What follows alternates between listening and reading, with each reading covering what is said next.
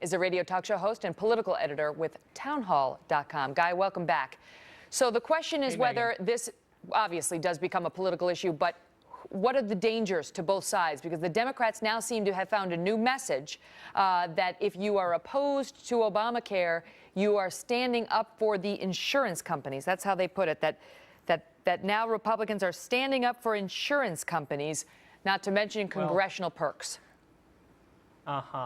Well, Megyn, if you will allow me to dissent from what you just said, just a tad, I think it's not a new message. This is exactly the message that Democrats advanced during the entire Obamacare debate for 2 years, 2009 and 2010. They said, we're making insurance companies, holding them accountable, and this, that, and the other. These are not new arguments. And the fact of the matter is, if you look at all the polling, they've lost this argument. And to go back to that same well seems like the definition of political insanity to me, Megyn. People still want to see the law repealed in the wake of Thursday's ruling. Rasmussen Reports did a survey after the health care ruling, and it showed that I think 52% of the likely voters want to see this thing repealed, 39% oppose repeal. And so you still have public sentiment, as it has been from the beginning, against the law, Guy. The only real way this thing gets repealed is if the Republicans win back the White House and the Senate. What are the odds right now of them doing either of those things? Well, they have to do both of those things. And that's why I think you've seen the temperatures start to climb up, not just literally here on the East Coast, but politically across the country.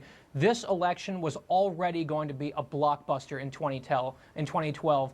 Now we have the stakes raised to sky-high levels because the Republicans really do need to win both the White House and win back the Senate to have a shot at repealing Obamacare. And there's actually a very important piece of this, Megyn. I know you've been talking a lot about the Supreme Court element of all of this.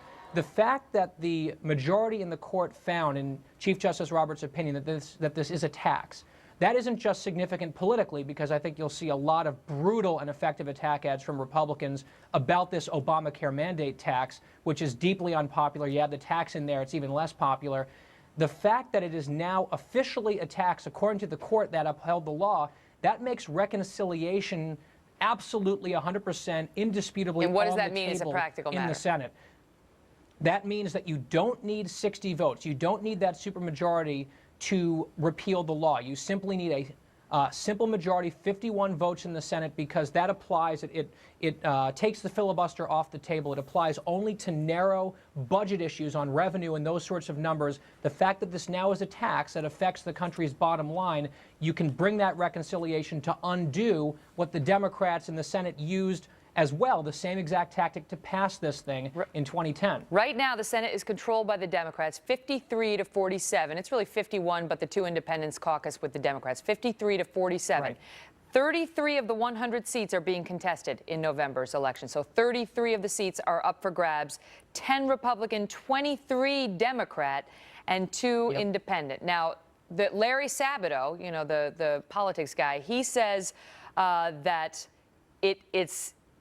he said, this is how he put it: the Senate appears likely to be very narrowly divided, with Democrats holding on by a seat, or more likely Republicans gaining technical control by a seat or two. Is the Senate more in play in the wake of Thursday's ruling than you think it was before then? Yeah, it was already going to be in play. There's no question about that. I think this became a little bit harder for Republicans with Olympia Snowe retiring up in Maine. There's a few other seats that might be tough for them to hang on to, Nevada, Massachusetts. But overall, the numbers speak for themselves, Megyn. You just went through them. This is going to be a major defensive play for Democrats to try to hang on to this majority. And I think that if you've already seen some of these swing state Democrats, Claire McCaskill was running away from the news media in Missouri on Thursday. She did not want to talk about Obamacare. And if the Republicans are smart, they will be asking Claire McCaskill and John Tester and a whole list of them, Sherrod Brown, the list goes on, Bill Nelson in Florida. What exactly do you think of the Obamacare mandate tax, Senator? What do you think of the Supreme Court's decision? Democrats, there's a reason why they don't want to talk about it. They know that the polling is against them. And Megyn, there's another interesting element of this.